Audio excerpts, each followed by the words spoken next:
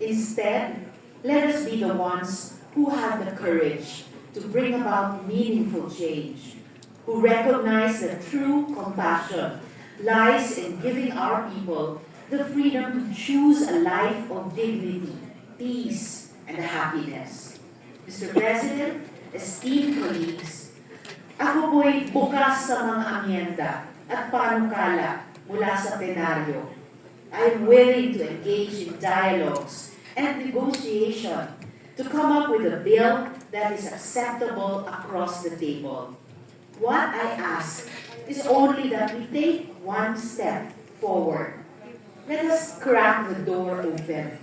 Let us do what is right, not just for the individuals trapped in harmful marriages, but for the future of our nation.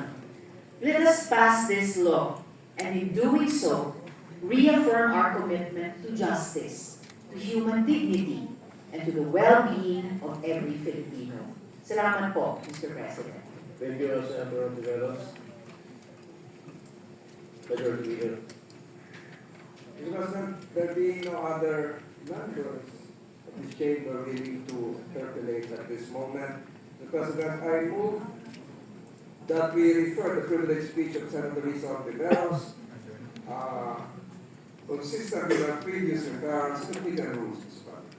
There is objection, there being none, motion is approved.